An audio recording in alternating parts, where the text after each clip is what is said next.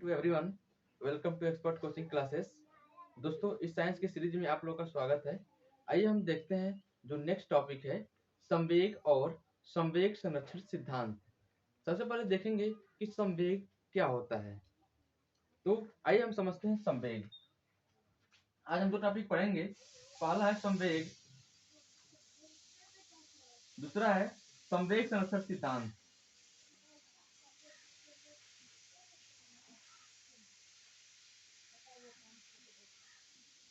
तो आइए हम नेक्स्ट इसका जो टॉपिक है संवेग। सबसे पहले हम संवेग देखेंगे क्या होता है।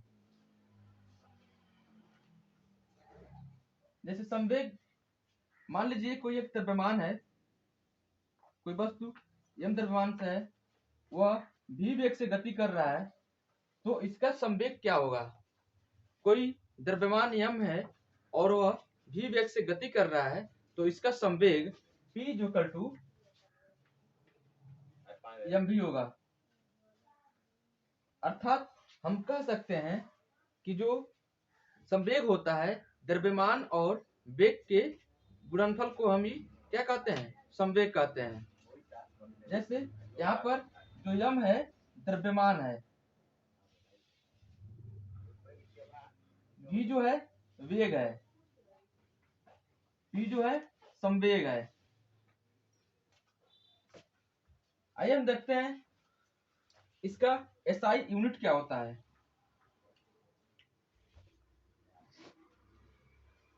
इसका एसआई यूनिट यहाँ देखेंगे, जो द्रव्यमान का एसआई यूनिट क्या होता है, किलोग्राम। वेग का मीटर प्रति सेकेंड। इसलिए इसका जो संवेग का मात्रक होगा किलोग्राम मीटर पर सेकेंड होगा। यह कौन सी राशि है, यह एक सदिश राशि है। जैसे कैसे याद रखेंगे, 100 से सदिश और 100 से संवेग। तो इसलिए हम ज्ञात कर लेंगे 100 से संवेग और 100 से सदिश। जो संवेग होता है कौन सी राशि है, सदिश राशि है। हम आगे देखेंगे कि संवेग संरक्षण सिद्धांत क्या होता है। इसमें एक और क्वेश्चन पूछता है, संवेग और गतिज ऊर्जा में संबंध। इसका हम फार्मूला लिख लेते हैं, आगे हम न्यूमेरिकल कराएंगे तो उसमें यूज होगा। तो इसका जो एक संबंध होता है, गतिज ऊर्जा व संवेग में संबंध।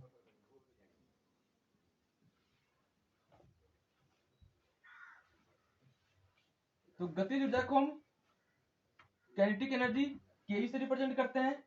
Kinetic energy is equal to P square upon 2m। यहाँ पी संवेग है, m द्रव्यमान है, तो गतिज ऊर्जा is equal to P square upon 2m। इस फार्मूले को याद रखेंगे, ये बहुत ही इंपॉर्टेंट फार्मूला है। आगे हम इसको न्यूमेरिकल के माध्यम से समझेंगे। तो आइए हम पढ़ते हैं अब संवेग संरक्षण सिद्धांत क्या होता है। जो संवेग संरक्षण सिद्धांत होता है, इसमें टक्कर से पहले का वेग और टक्कर से बाद का वेग का संवेग क्या होता है, नियत रहता है। हम पढ़ेंगे टक्कर संवेग संरक्षण सिद्धांत। इसमें क्या होता है, टक्कर से पहले का वेग और टक्कर से बाद का संवेग नियत रहता है। तो देखिए, जैसे मान लीजिए कि कोई एक ट्रक है, यहाँ पर कोई ट्रक है और यहाँ पर कोई ठेला है।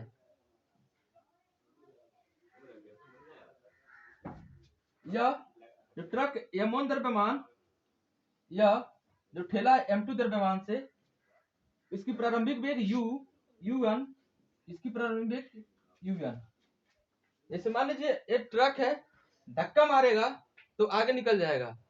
तो टक्कर, जब इसका टक्कर होगा, जब टक्कर होगा इसका, देखिए यहाँ पर क्या होता है, अभी टक्कर से पहले का वेग है, इसका जो संवेग निकालेंगे m1 u1, इसका m2 u2, इसके संवेग मान लीजिए जो ट्रक है ठेले से क्या हो रहा है, टक्कर हो रहा है। टक्कर के बाद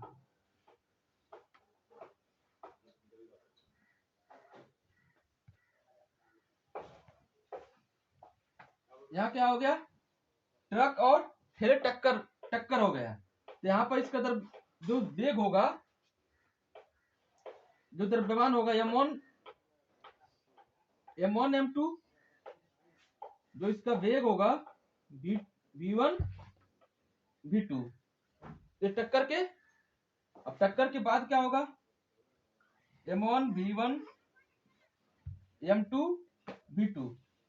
तो टक्कर के पहले का वेग संवेग और टक्कर के बाद का संवेग नियत रहता है। तो टक्कर के पहले का m1 u1 plus m2 u2 is equal to m1 v1 plus m2 v2। यह फॉर्मूला बनता है। इसको हम ऐसे भी लिखते हैं m1 v1 equal to m2 v2। तो इस फॉर्मूले को हम याद रखेंगे और इससे हम इंपॉर्टेंट न्यूमेरिकल करेंगे नेक्स्ट वीडियो में। तो आशा करते हैं दोस्तों आप लोग को समझ आया होगा। इससे अपने दोस्तों में शेयर करें, सब्सक्राइब कराएं। Thank you.